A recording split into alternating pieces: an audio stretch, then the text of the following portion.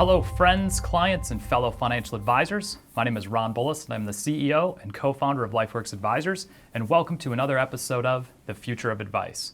My guest on today's show is the CEO and co-founder of FiComm Partners, an award-winning agency that specializes in working with RIA firms and advisors around the country. She was recently named to the Investment News 40 Under 40 list, and her expertise spans over 15 years in our industry, helping firms and advisors connect, engage, and communicate effectively with their best clients. Her passion to promote the industry is demonstrated through her involvement with the CFP Board Center for Financial Planning Workforce Development Advisory Group. She is also part of the Pledge 1% global movement, having pledged 1% of her personal equity, profits, time, and products to nonprofits in the wealth management community. My guest began her career at John Hancock Financial Network before launching her own business, Caritative Wealth Consulting, and then merging that company into her second business venture, FiComm Partners, in 2014. Her current firm, FiComm, exists to expand the impact of financial advice by leading human-centered business change through new school marketing, PR, and advisor marketing education. Recognized as a top 4 industry disruptor in 2020 by wealthmanagement.com, FiComm services allow advisors to lead with authenticity, target their focus, and drive to success. She's a regular blogger and spokesperson in the media on topics related to financial services, marketing, communications, and is also a sought-after speaker at a wide range of industry events, including the Schwab Impact Event, Pershing's Insight, Bob Veris's Insider Forum, Echelon Partners Deals and Dealmakers Summit, Riskalyze Fearless Investing Summit, Investment News Best Practices Workshop, and the Top Advisory Firm Summit. Her firm also produces an engaging podcast called The New School, which you can find on Apple Podcasts and on her website, FiCommPartners.com/The New School Podcast. Welcome to the Future of Advice, Megan Carpenter. Hi, how are you? Thanks for being here. I'm doing excellent. We have sunshine and blue skies finally here in Michigan. Our 4 foot of snow is starting to melt, and it feels like spring's coming, so it's a great day. Good. Well, I'm on the West Coast. I'm in Los Angeles, so I have beautiful weather all year round. And it's nice. It's nice when you finally have the chance to come a little bit out of winter and enjoy. Well, I've got a ton of questions. I'm really excited for our conversation today. It's not that often that I get to have a conversation with somebody whose background and specialty is in communication and marketing for financial advisors. This is an area of mine that I have a little bit of a passion project in. So I'm gonna jump right in, and I want to start by reading the headline off of your website. Not to make it cliche or anything, but it caught my attention when I started researching, you and your firm and prepping for this interview, and I want you to kind of expound on it for me. The headline reads as follows: "This is not the information age. This is the communication age. Grow with the times." That statement to me is extremely bold. It's also maybe one that needs some clarification. So expound on that for us and why you thought that was the most important thing to start your website with. Yeah, well, we really just believe that the best way to connect with people today is to create this really human, authentic, vulnerable connection with them by the way that you're communicating. And I think that we've been so focused specifically in this industry, but also outside of this industry, on just the amazing tech revolution that we've all been living in and watching firsthand. And I think that what is very easy to get sort of lost in just the rapid pace of innovation that we're feeling from the tech sector is that there's still this sort of question around, and how do I connect with people in a way that helps me to grow my business or to make more meaningful relationships with people, to develop better relationships with my clients, to connect with people that wouldn't have otherwise known me. And so at FiComm, we just really believe that there is this great opportunity for financial advisors to use communication as a connector. And as a connector, that actually helps them to build their business. And so that's very core to who we are as a marketing and PR firm, is we help our clients to communicate more effectively so that they can reach more people, serve more clients, and do so in a much more effective and scalable way. Yeah, and it might just be me, but one of the things that I think resonated with me about that statement was all too often, and our website was probably guilty of this for a little while too, there's this idea that you just need to have information on your website. Consumers will find it. They will hire you because of the content on your website. And it would seem to me that that is what you're talking about here. About this isn't the information age. We're not just putting a Wikipedia of all the wonderful things we do out there. Tell us, in your expert opinion, what the difference is between just having an outwardly facing website versus actually having a communication strategy or plan. It's really important. And I think specific to our space, so talking about financial advisors typically view their website as a digital brochure, right? So they put together a brochure. Advisors love to have something tangible to take to them. I mean, obviously, sell sheet. Yeah, we're still living in a global pandemic, so we're not seeing as many people in person as we used to. And hopefully this will be a great outcome, is that advisors will rely less on brochures, which I've always said are like the most expensive piece of trash that you'll ever create. But typically when building a website, financial advisors will take what's in a brochure, a printed brochure, and they'll just put it on the website. So we have to say everything that we do. We need to make sure it's all there. And the reality is that that's not how people consume information online. And so when someone lands on your website, it's really important that you're able to hook them in. And it's not so much about having like the most clever or eloquent headline. It's really about just being very clear in why you do what you do and who you do it for. And whatever that headline is on the homepage of your website, it just needs to be really clear. So when that right person lands on your website, they're like, oh, Ron gets me. Okay, I'm going to click through and then I'm going to learn more. And then you want to deliver them with information that's basically helping them through their decision-making journey. So you sort of want to answer questions before they ask. You want to make resources available, but you don't need to give like a laundry list of every single thing that you do. You don't need to talk necessarily about number of years in the business, assets under management. You don't have to put your designations, front and center. There's a lot of that they can learn if they go to read your bio and they continue to engage in the website. But websites today are really just another communication tool. It's another way for people to come to learn about you and to self-select in to engage in your process. And when you sort of flip it a little bit and think, okay, I'm actually just trying to get them to engage, then it becomes very clear that you have to build your website in a different way. Whereas what we do today is we typically just put it all out there and it's sort of like a yes or no. And honestly, people's decisions for choosing a financial advisor are never that black and white. And so you have to help them along the journey. Interesting. I think one of the things that I see advisors doing a lot, and I used to be guilty of this, you mentioned that, when the right person gets to your website and they're like, they get me, that's me. It feels like, and I could be wrong, but it feels like advisors and firms tend to want to paint a really broad brushstroke, right? Like we work with doctors and lawyers and attorneys and athletes and business owners and high income earning executives. And then they try and make a website that's everything to everybody and it attracts nobody.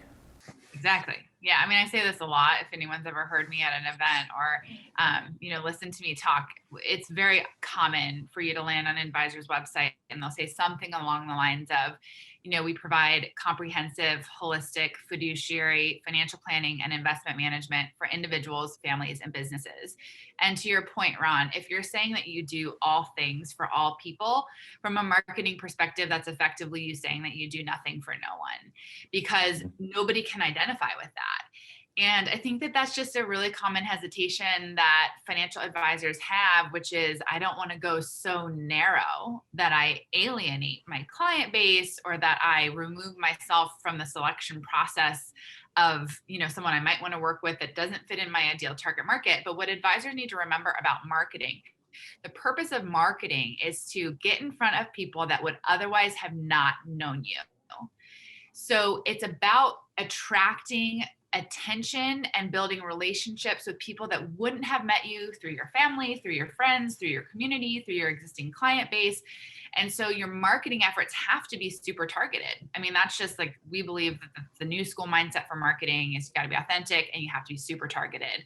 And so I think that that is an important just sort of switch in mindset is if you're saying you do all things for all people, you're going to have a really tough time in marketing because people are going to come and find you and they're not going to be able to identify with why you're so great. And because of that, they're just going to bounce off. And I also would say that you should think about how often your clients actually interact with your website once they become a client. that's typically where they're then going to move into a client portal and receiving ongoing communications from you. You're not going to go to your website necessarily. Like once they've selected you, they've done the research, they've validated you, they've made the selection. Maybe they'll go to your website if they forgot your address. But, other than that, websites are really for people that don't know you. And so you want to position the material that way. Yeah, and I think that one of the things that strikes me as an untapped power yet for advisors, and it's going to sound silly to say this, but is the power of social media and specialization, right? When our firm started 3 years ago and we said, okay, we're going to build our business by having a digital marketing engine. Just when I was running tests, I said, here's this persona that's our perfect client. And we had these items. And I'm like, I wonder how many people, the social media websites will tell me fit this. And I'm thinking like 5,000, 10,000. It was like 3.7 million, right? And I remember talking to our business development director and a few other members on the team going, we can get even more specialized.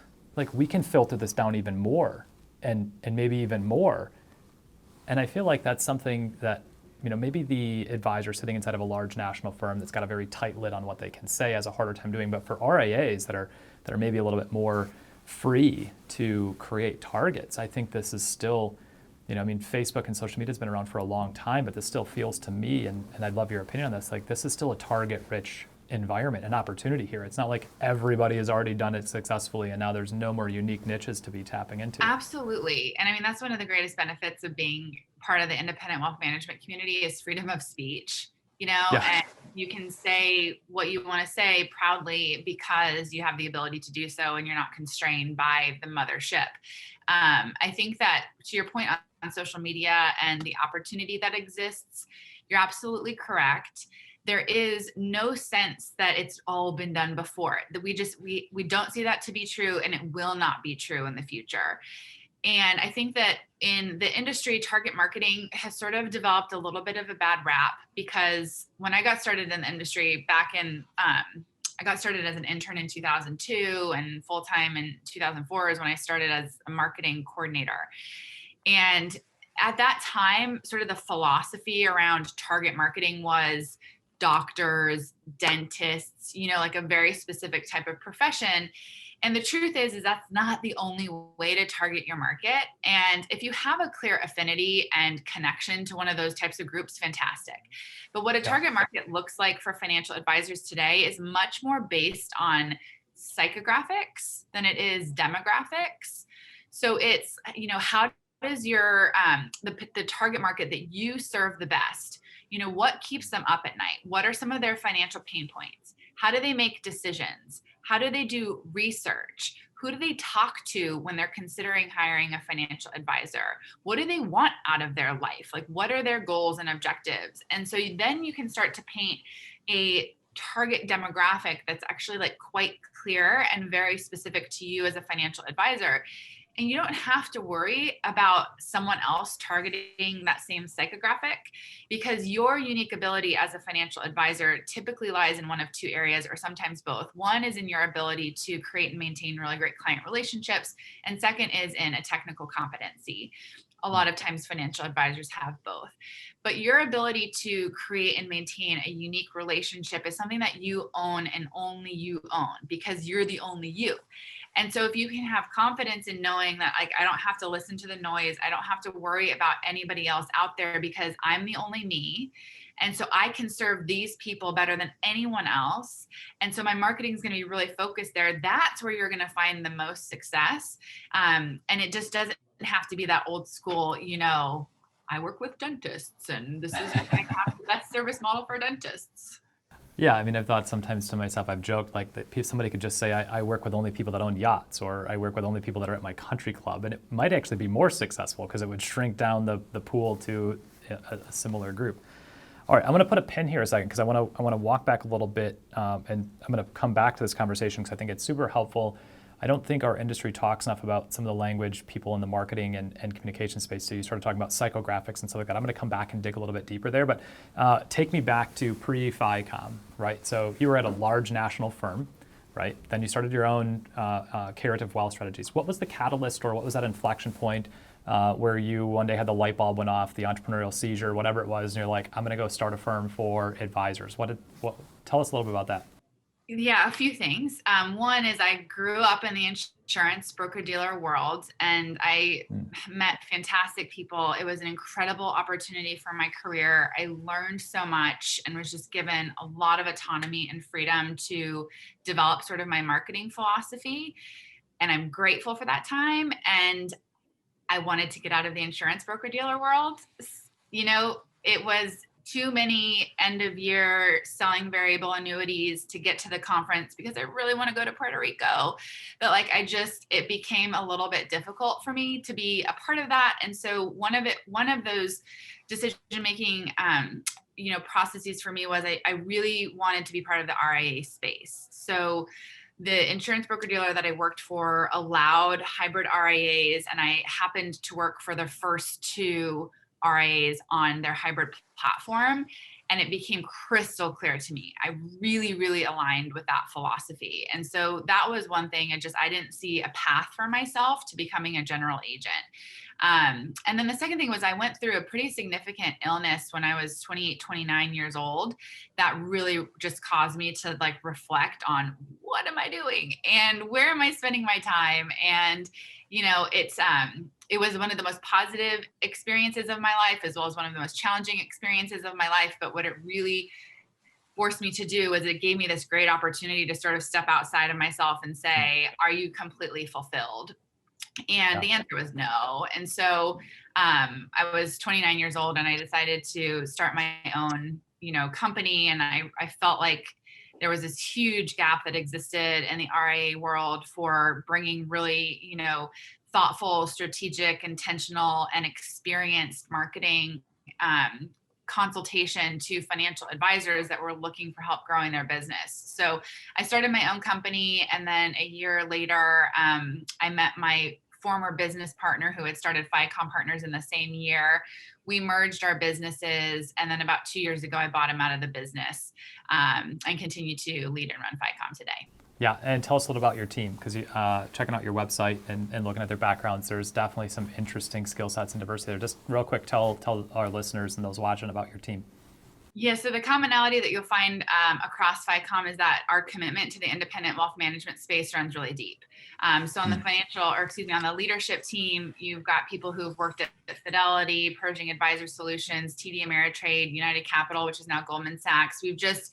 We've grown up in this space. We're super passionate about working with financial advisors in this space. And so you'll find that commonality. As an agency, we do marketing and PR work. We also offer advisor education, and we're very squarely focused in this space. We've been committed to the independent wealth management community since we launched the business and continue that commitment today. We don't go beyond it, and we're really proud of that.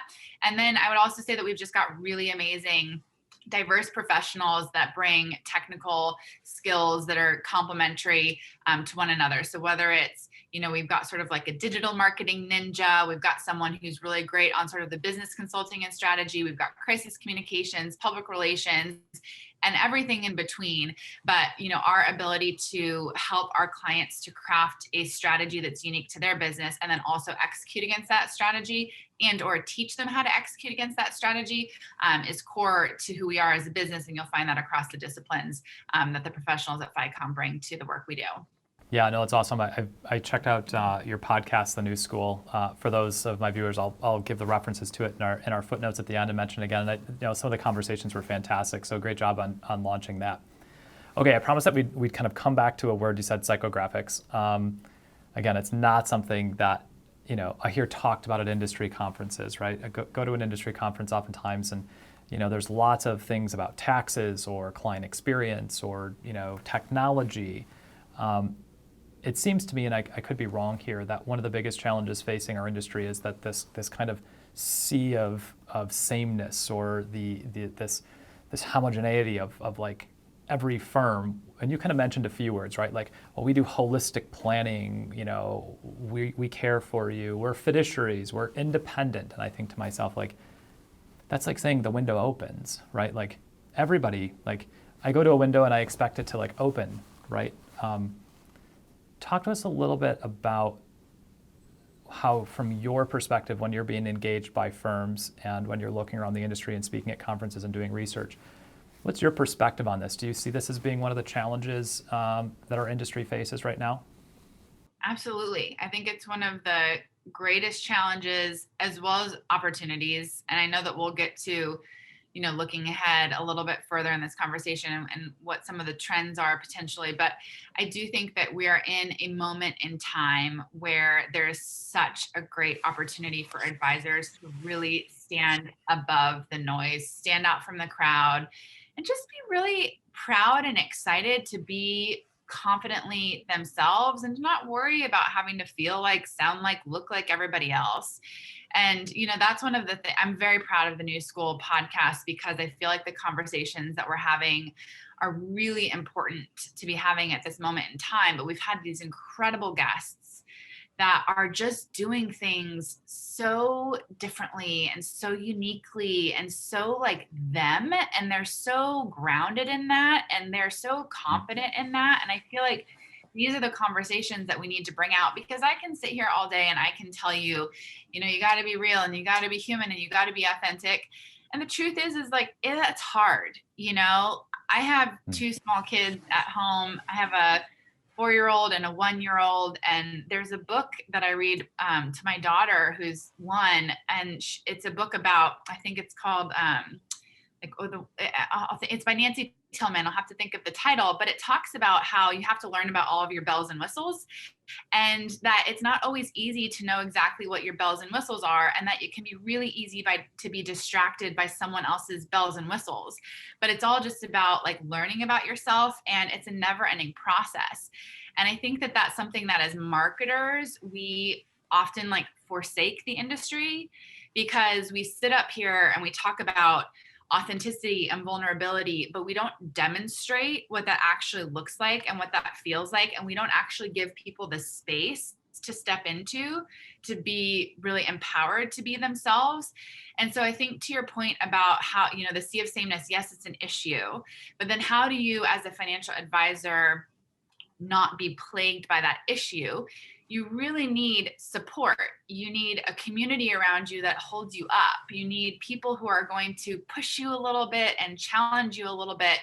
And I think that that's where we as marketers really have a responsibility to the industry to not just say, here's what you need to do, but to actually demonstrate how to do that and to give resources by which to do that. But that's the number one opportunity for advisors today, is to just not worry about sounding like everyone else, feeling like you have to show up like everyone else. Like that's the greatest opportunity you have in front of you as a financial advisor, is to just be really clear on why you do what you do. What's your passion? Who do you want to do it for? And worry about nothing other than that. Let's say that for the young next gen, growth-oriented advisor, I think about this in terms of like building communities, right, as opposed to even building clients. Where do you start? Do you start by kind of doing a reflective kind of process of saying like, what do I want and what do I like? Should they kind of make it about their own kind of self-awareness and self-fulfillment first?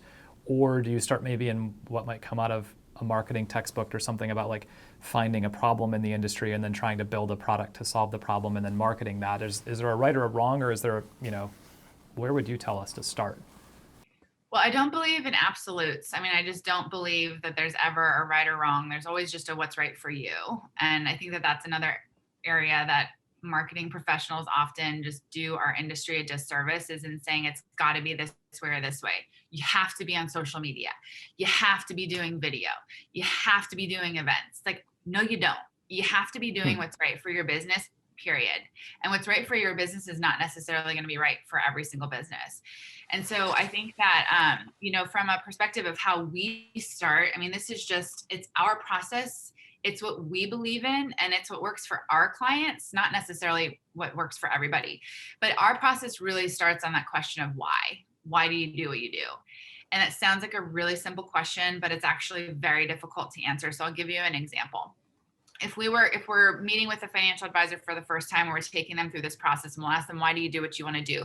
9 out of 10 times it's, I want to help people have greater financial clarity. I want to help people have greater financial confidence. I want to help people to retire happy. Great. That's great. That means that you care about your clients. But why? Why do you want to do that? And we usually have to go through, a 15 to sometimes hour-long conversation. It can be a little bit uncomfortable because we're pushing and we're digging and we're asking the same question again and again and Yeah, again. that's not deep enough. Take me one more layer. That's not deep enough. Take me one more layer. Got it. Right. So, and as an example, we have a profile of an advisor that we use in our advisor education where we teach virtual marketing workshops. And so her name is Sarah, and we sort of use her as a demonstration tool.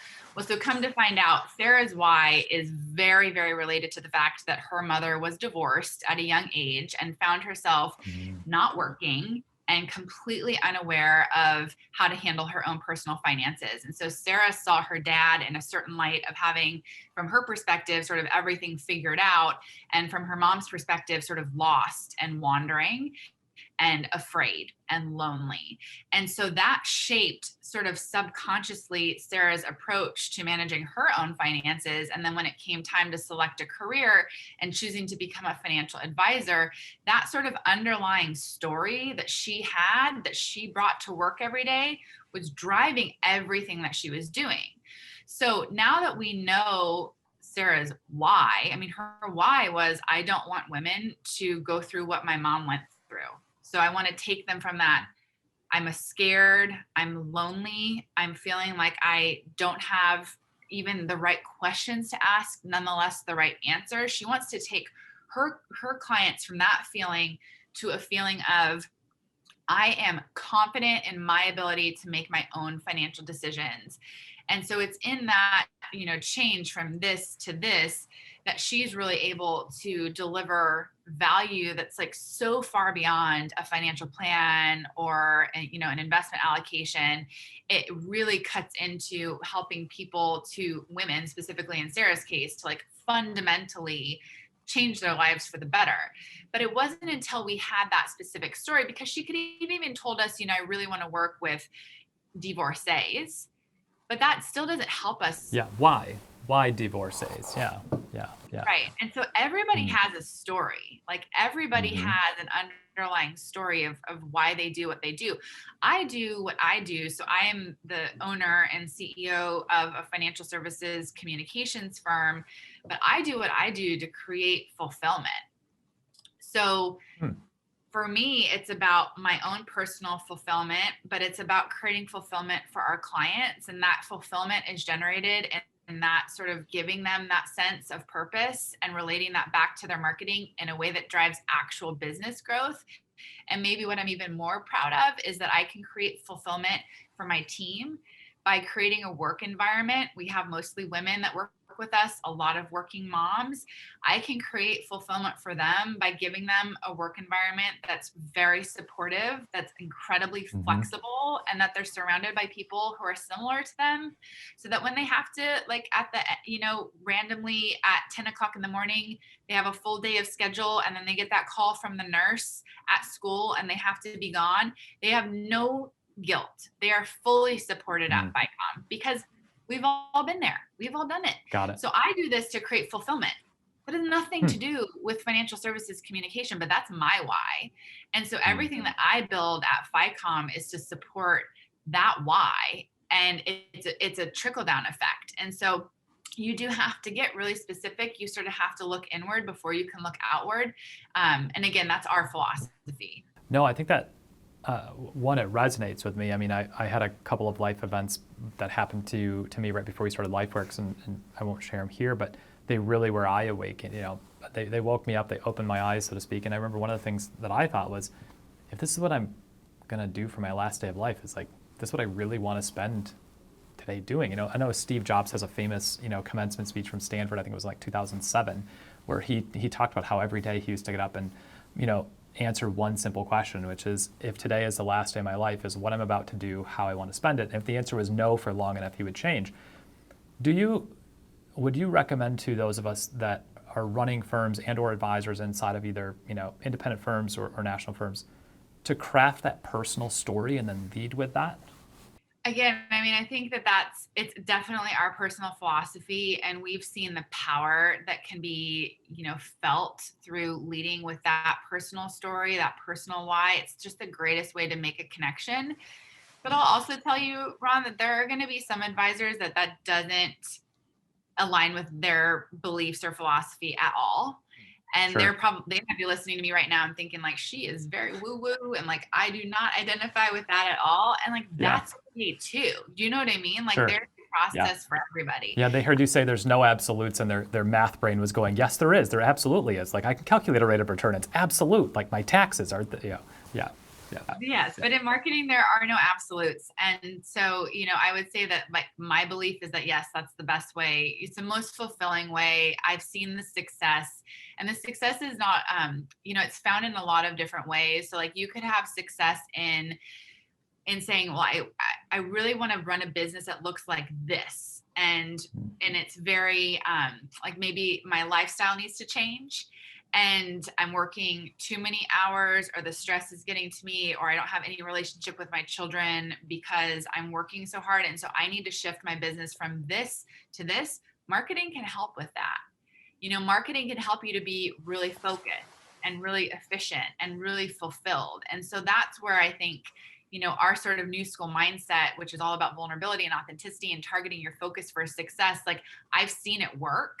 But it's not the only way to do it.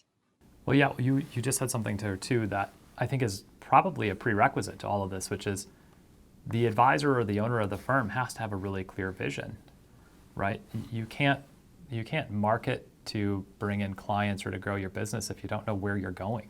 Absolutely. I mean, I think that's just such an important sort of problem to solve, or characteristic to understand. Like, do I have this? Do I not? Do I need to create it?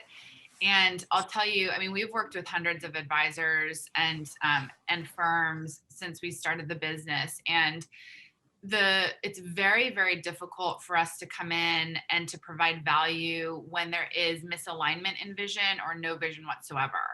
And so that's why we actually offer consulting as one of our services, because when we identify that as a gap, we'll be bold enough to say, actually, Mr. or Mrs. Client, we actually can't go to the strategy and the execution yet, because there is no marketing strategy without a business vision.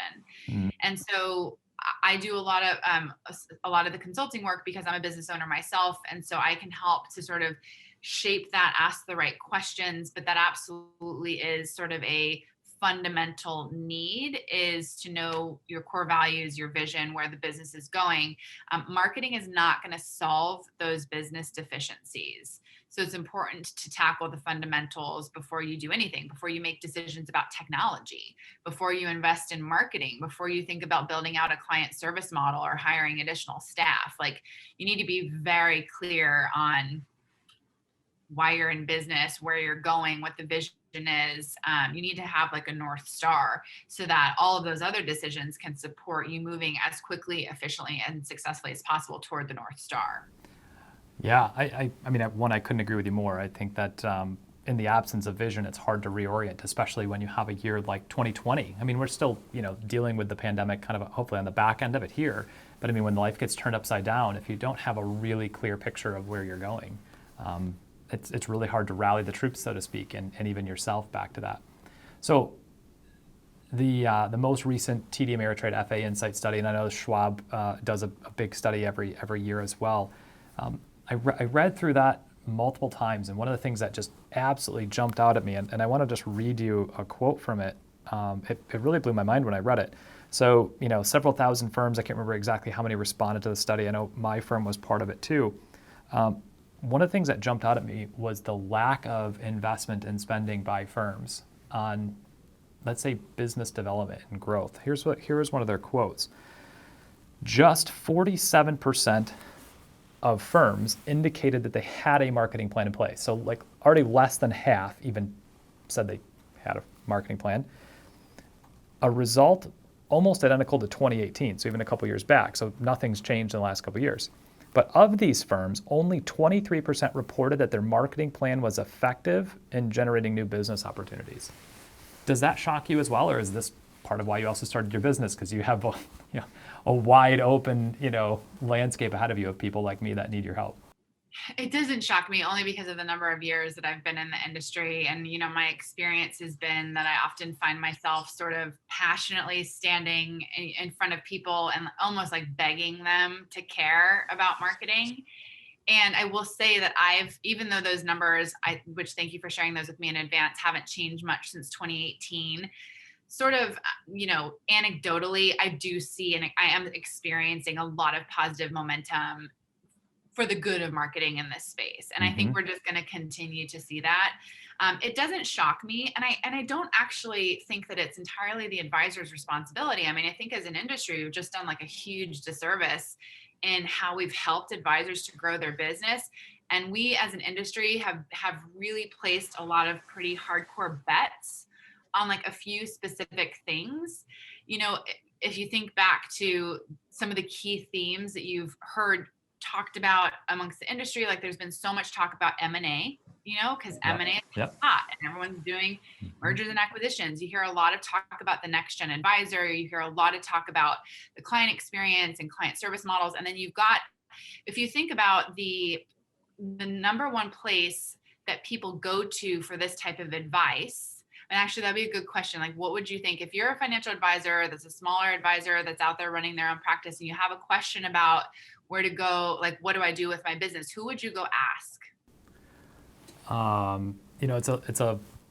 It's probably an easy question for me. That's simple. I would pick up the phone and I would call Ray Scalafani with ClientWise, but I also have been in his coaching program for a long time. But if I strip that away, that's a shameless plug. I get no money for it. But for every advisor listening, go check out clientwise.com and see Ray's coaching program. I think what would probably happen is, and I had this experience before we started working with Ray and his team, was we just asked around for connections to like a marketing person, and we ended up wasting a lot of money on somebody who didn't know our industry, and made some shiny sell sheets and maybe a new website, and after tens of thousands of dollars to spend, you're kind of like, well, I should have just asked for some more referrals and gone to a couple more networking events and saved the money, right? I mean, I know I've done that. I'm guilty of bringing in marketing people and then writing them a check and going, yeah. And you're right. There's usually two places that advisors go. They'll go to their peers. So they'll ask around within their community, but they're asking a group of people that over half of them don't have a marketing strategy and less than a quarter of them think it works. Or you'll go to your custodian or your broker dealer and they'll put you in touch with their practice management consultants who are fantastic at what they do, and they're not marketers. Practice management consultants are not marketers, and there's nothing wrong with that. Like, they shouldn't have been put in the position where they have to help financial advisors with marketing if they're not marketers. Marketing, public relations, branding is a very specific discipline. And too many people try to wear the hat that says, I'm a growth expert, I'm a client experience expert, I'm a change consultant, so I'm also do marketing. And I just have found that that's where there's this like big gap in the industry, is that your advisors are not getting the advice that they need. And that's why I say I don't think it's really entirely the advisor's responsibility to not have a plan and their plan isn't working. I mean, why would you invest in money? Why would you invest any money in a plan that's not working? I think that just doesn't make any sense to me. But as an industry, that's just sort of how we've approached it. And so the good news is that there are a lot of, newer, specific, focused experts in this space who are bringing really great insight to advisors, and we're trying to figure out how to do it at scale. I mean, that's why we launched advisor education. Our core retained services are, best in the business. I would stand up against anyone else for our ability to help a firm craft specific messaging, turn that messaging into a business strategy that, has marketing goals that support your business goals, and then we can execute on it in a way that's going to deliver results. Those services are specific to a type of advisor who are making an investment that feels really good and comfortable for them to reach their growth goals and objectives. And there's also a lot of advisors that are not going to make that investment. And so we launched advisor education to sort of scale our ability to take what we do on the retained side, but to deliver it to, hundreds of and thousands and maybe even hundreds of thousands of advisors in a way that's very, very approachable, because we just feel like there's this huge need to give advisors access to real marketing and PR insights and coaching and education and peer support, because the industry just doesn't do it. And I think that that's why you have those numbers that you have. And I think you also have numbers on budget. It's just, it's backwards for an industry that's trying to grow. Yeah, I mean, the another number from that same study was that the median marketing expenditure as a percentage of revenue has been steady at 1.6% of the P&L. Right? I mean, it's kind of laughable. It shouldn't be, but we're the only industry that talks about being growth focused all the time and building for the next generation and having forward-looking, kind of strategies. And any other industry that's only spending 1.6% of their P&L on marketing and growth, it's like, that's crazy. It is crazy. And if you read the fine print too, it's usually like marketing and business development. So I think of sales, marketing, and the client experience as like three very related, but very, very separate disciplines and also areas of your budget. And so if you think that 1.6, 1.7% is even maybe split between like client dinners and golf outings, charity events, like even less.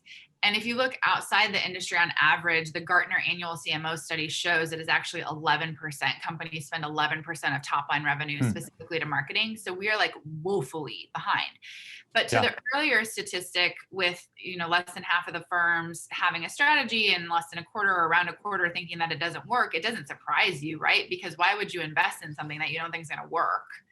Yeah. So I get it. I see it and I get it. Yeah, I think part of the long result of having a business model where advisors essentially see their income going up even when they don't do any more work, right? I mean, we do still live in a world where 96% of all revenue, again, coming from the same, study from TD Ameritrade, 96% of firms' revenue comes from the AUM fee.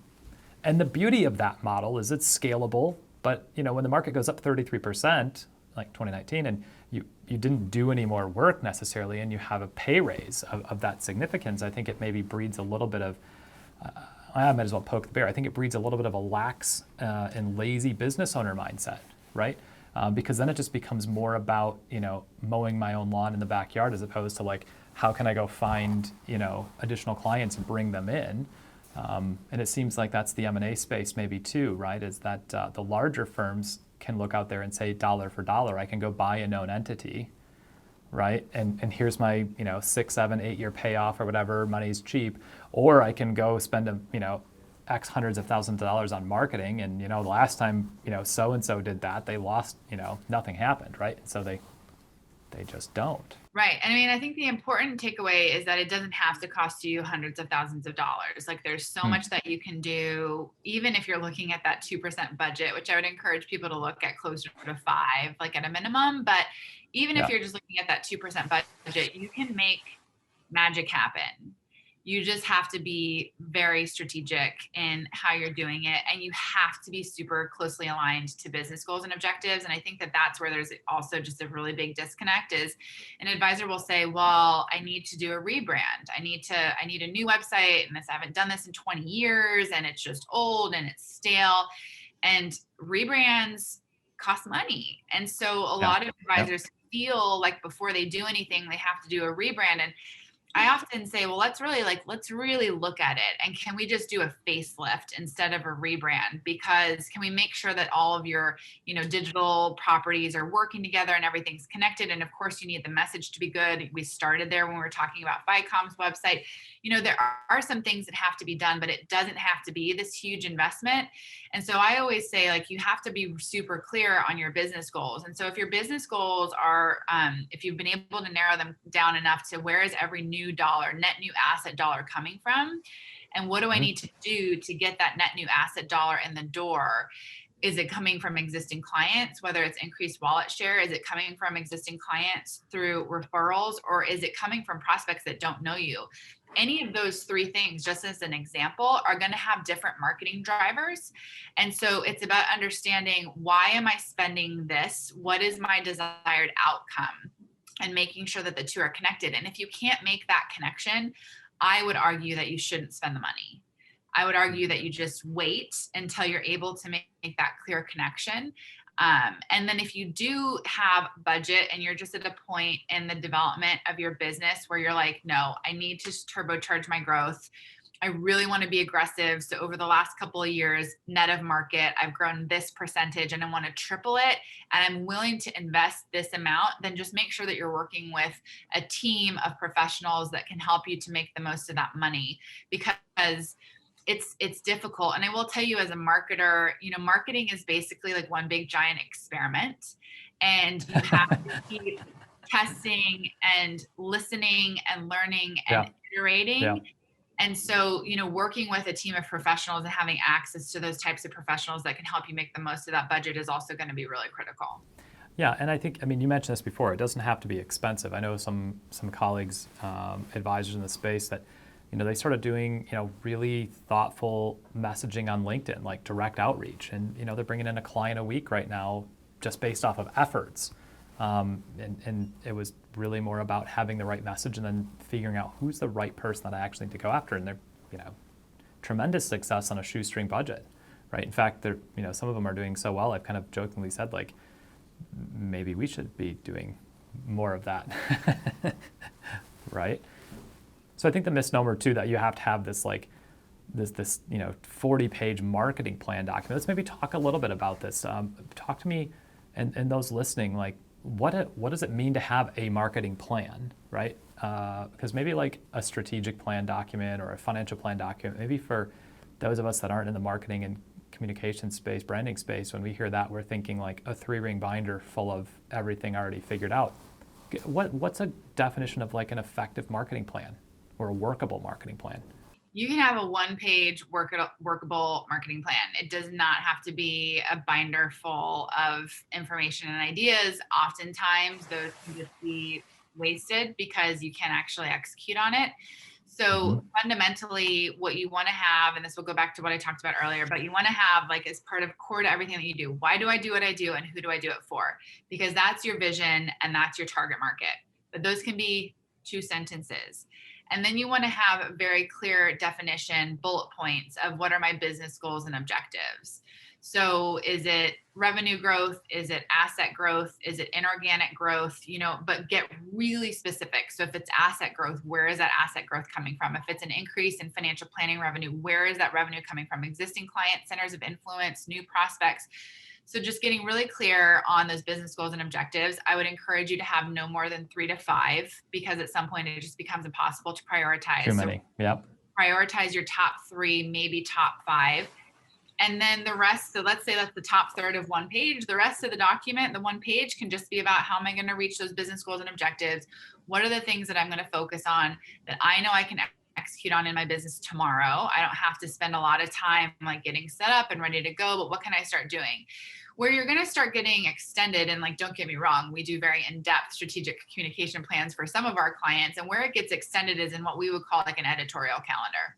So that's in just mapping out what content are we creating and when, and making sure there's a strategy behind it, that there is a cohesiveness to the content that we're creating, and that there's a purpose behind the type of content that we're creating. And so that's where you can sort of have like a month by month breakdown of, okay, here's the content. And by the way, content could be anything. Content could be a workshop. Content could be a social media post. Content could be a downloadable asset. Content could be a press release. Content is like the huge bucket. But that's where you'll get past the 1 page. And then, okay, now that I have my why, my who, my business goals, what marketing and PR, tactics are going to support those business goals. Then on the following pages, you'll say, and here's what I'm doing in January. Here's what I'm doing in February. Here's what I'm doing in March. And of course, any plan needs to be able to pivot just like a good financial plan does. Whatever we went through last year, the best financial advisors were those that were able to help their clients navigate that, not because they had all the answers, but because they were able to guide them through what we were all experiencing. Marketing is no different. Your plan needs to be able to pivot and shift, but you still sort of want to have an expectation of here's the content that I'm creating and then who's creating it. And that's where your plan should also be a bit of an accountability mechanism. And your plan should also have intended outcomes. So, I'm going to invest in, let's say, LinkedIn, advertising, I'm going to expect that I get this out of it. And then you need to be tracking to that metric specifically, whether it's pay-per-click advertising, investing in SEO, launching a podcast, doing a video series, hosting virtual workshops, like whatever it might be. You need to have very specific intended outcomes, but it doesn't have to be overcomplicated. No, and I think if I'm tracking your outline right, you have your why, right? Why you're doing what you're doing. You have who you're doing it for. You have what you're trying to achieve, the business objectives. Then you have a how, and then you have kind of an accountability roadmap for when things have to happen. I know we're oversimplifying work that is heavy lifting, but I think for those that are listening to this too, even starting with writing those bullet points down on a piece of paper and just starting to investigate and think about those, I would imagine is really valuable. Have you guys seen kind of post-COVID, an uptick in firms that are trying to figure out how to do marketing better, specifically maybe in the digital space or social media, things like that? Is that something that's really picked up now, kind of, necessity being the mother of all invention, Absolutely. And I feel like, the last year has been so hard, and people have dealt with it in their own ways and experienced their own hardships and their own tragedies. And I mean, it's been a horrific experience. And so I don't mean to downplay any of that at all. I also believe that there have been some really positive silver linings, and that's just my personality. Like, I'm always thinking, how can I make something positive out of this? And I think that one of the greatest silver linings for our industry is that it forced us as an industry to be more digital. You could no longer rely on those dinners or meetings across your client's kitchen table or the in-person quarterly reviews. Like, advisors overnight had to become digital, virtual. And so, yes, to answer your question, yes, absolutely. We have seen an increase in advisors who have a much greater appetite and willingness to learn about how they could be showing up online, and how to leverage some of these great, to your point, like very inexpensive opportunities to connect with people. And I think that we also, we're finally meeting our consumers where they're at, but we've been really behind. Our consumers have been on social media for a long time. Our consumers have been using search engines to get information for a long time. So we're finally now just meeting them where they're at. And that's ultimately a super net positive for our industry. Yeah, I mean, I think it's an important point, from the focus of being the industry, right? Talking about the positives that have come from COVID. One of the ones that we've seen is meeting clients where they're at, and clients also adopting video communications, right? I mean, we even have clients now where we said, hey, our office is back open in a limited, safe way. And they're like, it's just as effective to hop on a quick Zoom call, save the drive, save the time. And so even the thought of, back to maybe where we started at the very beginning, kind of talking about, our first experience with digital marketing, realizing there's like 3.7 million people that fit this persona. They don't have to be in your backyard. They don't have to go to your country club, right? Advisors now, and it's perfectly acceptable at all age demographics. I mean, our target persona is like, early retirees. They are just as comfortable now hopping on Zoom calls and GoTo meetings and Google Meets because they do it to see their grandkids and to, other functions. And now we're engaging that way, and it's like, man, this is productive, and we can, build really great relationships thanks to these tools, and be super effective. Right, and video is not just about video conferencing. I mean, we love video as the number one tool to connect with people very authentically throughout your entire prospecting client experience. So using video at every single touch point, having your staff use video, like having your staff create a video to send to a new client about how to fill out their new client onboarding paperwork. What are some, let me ask you real quick, I'm going to pause here, sorry to interrupt you. What are a couple of your favorite tools for doing those kind of like quick personalized videos and sending them to clients? Yeah, so we have a DIY video workshop where we teach advisors how to show up really great and confidently on video. And the two tools that we most often recommend are, one, it's called Soapbox by Wistia, and the other is Loom. And what they do is they use your webcam to record your face as well as your screen at the same time. Very user friendly. Then you can go in, you can edit. Do you want my face, the whole video? Do you want a split screen with me and whatever I'm sharing on the screen? You can zoom in, you can zoom out. Super easy to use. And there's free versions of both of those tools. Yeah, no, that's awesome. That's awesome. Well, I know we're running late on time, and I want to make sure we cover this because this is hence the name of the podcast, The Future of Advice. So you have a really interesting perspective and where you get to sit consulting with firms and advisors all over the country, right? And looking at their business models, what's working, what's not working. Let's talk about the future of our industry and shift gears. What do you think the wealth management industry is going to look like 5 years from now, 10 years from 20 years from now, or somewhere in that kind of time range? What are some trends? What are some things that you see positive changes coming? What are maybe some threats to the current business model? Yeah, well, I mean, I have a hope first, and my hope is that I hope it's more diverse. I think that this, to your point about homogeneity, I just think that this industry, we all look the same, and that just can't be. Like, that is killing innovation. And there are so many opportunities to be really intentional about how we as an industry show up and as a more diverse industry. And so my hope is that in very, short periods of time, 5 years, 10 years, that we absolutely begin to reflect the makeup of this country. I would also say that I believe that we are going to see the rise of personal brands for financial advisors. And so this sort of is to tie together everything that we've just been talking about.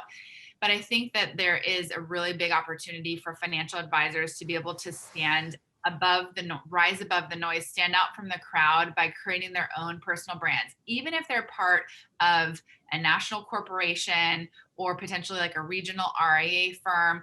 I think that firms that empower their individual advisors to show up as themselves, to create content that resonates for their client and no one else's, to show up in a way that they feel really good about, are those that are going to be most successful from a marketing perspective.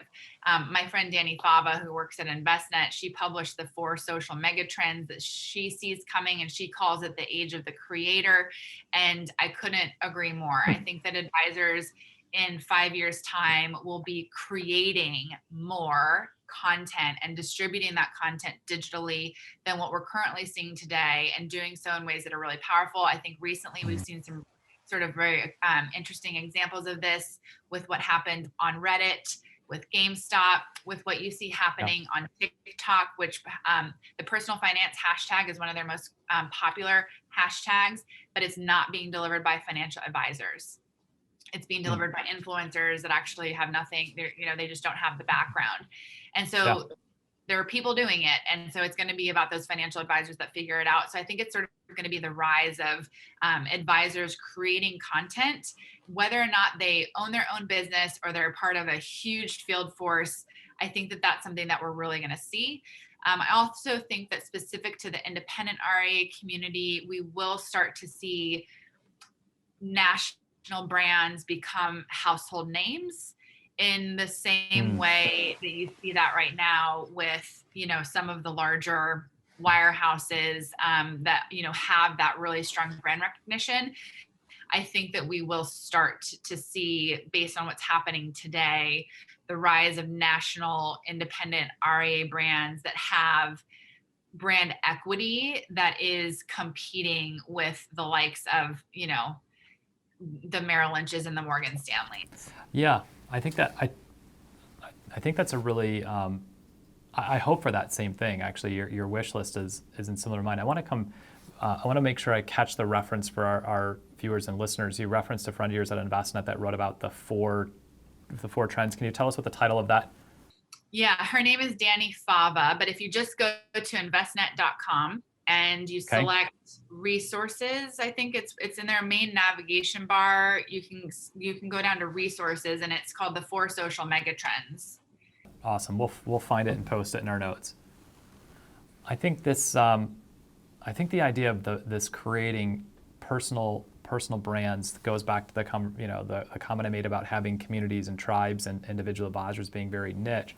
One of my hopes is that the firms will kind of let go of their ego a little bit, right? And it's not about, the moniker on the wall. Clients aren't choosing to work with the firm because they're a big firm or something like this.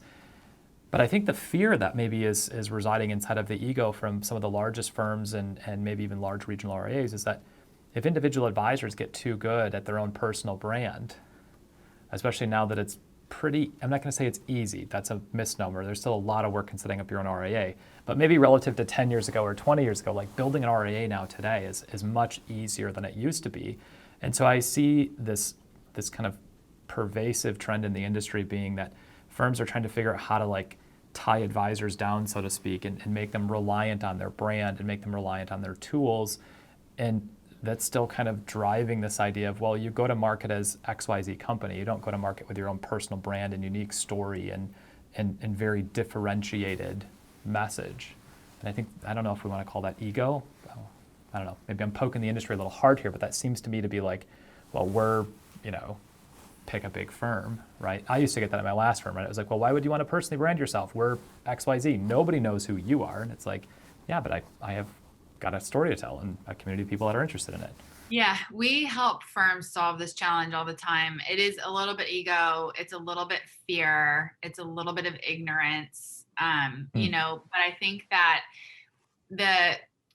the reason an advisor chooses to affiliate with your firm, like that's no different than that advisor trying to get a client to choose them. It's about like, what is it that you offer that advisor that no matter that all these other platforms can do it, there's something about your relationship that can't be replicated. And that's why they stay with you.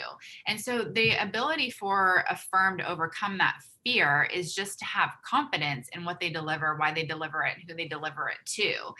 And I will tell you, because I do have the opportunity to work with a lot of younger advisors, and everyone in the industry is trying to solve this talent gap with the next gen advisor. If you are going to handcuff your client, your younger advisors, and tell them you can't be on social, you can't be doing podcasts, you can't be creating video, you can't be on TikTok, you will have an open front door and an open back door, and turnover is going to be a huge problem for you. And so there are some really cool firms out there that are doing super interesting things to empower their advisors to not just like allow them to be great marketers, but to teach them how to be great marketers and to give them the access and the opportunity and the availability to do what they want to do. Those are going to be the firms that will succeed. It's the ones that are fear-based and are trying to just control everything and put their arms around everything and like lock people up with contracts and own their clients. Like those are dinosaurs. Those firms aren't going to be around. Yeah, I call them zombies, right? They're walking dead. There's still a lot of inertia behind them, so they'll be there for a while. But yeah, it's, they hide behind compliance, right? Oh, well, compliance.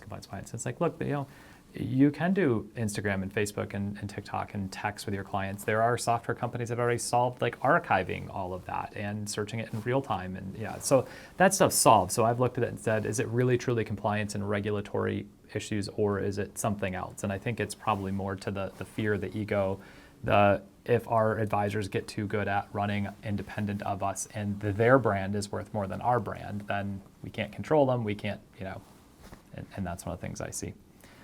Okay, I've got a two-part question to wrap up, and you've already given me a fair amount actually to chew on, so I think are same for our viewers too.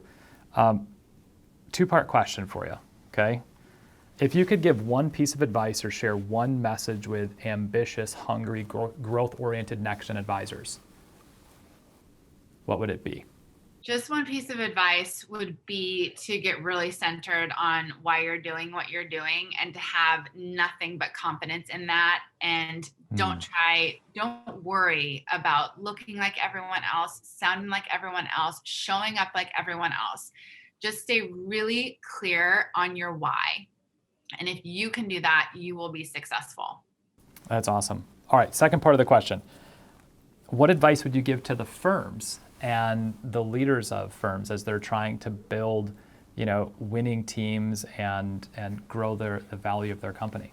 Believe in the power of marketing. I mean, this is what I do for a living, but I've seen such incredible transformation that has come from leaders who believe that marketing is more than just a check the box, but it's actually a part of your business that can drive transformational change, when you approach it with the mindset that that's possible.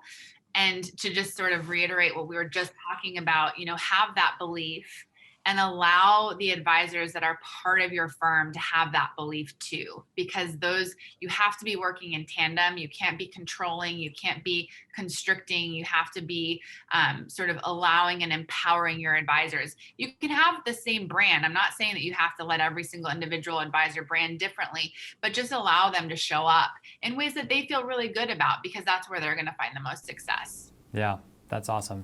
All right, last question, and then I'll let you close us out maybe with final thoughts. I always ask people this. I love reading. I hate being asked this question because it's always hard to pick. But if you had to pick today, what are three really good book recommendations for that advisor who wants to grow with the times? And there was another quote on your site that maybe when we have you back on for another video, I'd like to just spend time talking about a statement where you talked about helping advisors articulate their significance. So what are three, maybe favorite books of yours or maybe long-form podcast or something like that that help them grow with the times and articulate their significance? Well, I mean, selfishly, I would encourage advisors to listen to the New School podcast. It's school with a K.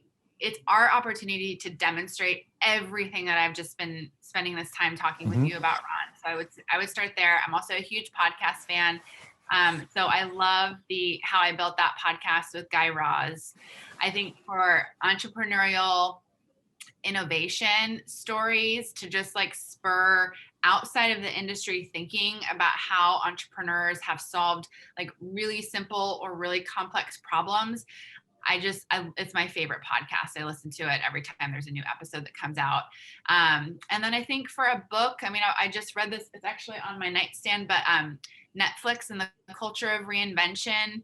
Have you read that one yet? It's another outside the industry perspective, but I think that what Netflix is doing from a marketing perspective and the way that they've completely disintermediated sort of like cable television, and the fact that last night was the Golden Globes, that like every single actor or actress or director or producer was thanking Netflix. I was like, oh my gosh, like there's such an incredible company to follow. And that book is just really prescriptive about how to create a culture of reinvention. And I think for our industry, it's really important because I think it's an industry that can be and should be reinvented. Yeah, I love that you close with that book recommendation because I think, here we are 20 years later and we just accept that streaming is, that's just what we do. And even all the main players now, from Disney to Fox to they pulled all their content in-house. They're building streaming just, to kind of now redo what Netflix has done. And I think that's a really great suggestion. All right. Well, Megan, I am absolutely grateful for you carving time out of your hectic schedule, running a business, 2 young kids. Really enjoyed the conversation. I'm sure our viewers and listeners do as well. Hopefully we'll get to have you back on and spend more time talking about this. I know we've probably got a long way to go to make more converts yet into believing in the power of marketing and why it's important to have this. If you want to learn more about Megan and her firm, FiComm Partners, you can go to FiCommPartners.com. You can also connect with her on LinkedIn at linkedin.com/in/Megan FiComm. Or you can follow her on Twitter at Megan_FiComm. Megan, thank you for sharing some thoughts on the industry, talking about the future of advice. I really enjoyed the conversation and look forward to having you back on again soon. Thank you so much for having me. Thank you for giving me and the industry this space to think about the industry in new ways. I really appreciate it. And for our friends, clients, and fellow financial advisors watching this today, my name again is Ron Bullis, and this has been another episode of The Future of Advice. To watch previous episodes and to stay in touch with us, you can go to thefutureofadvice.com. Again, thank you, Megan, for being here, and thank you guys for watching and listening. Take care.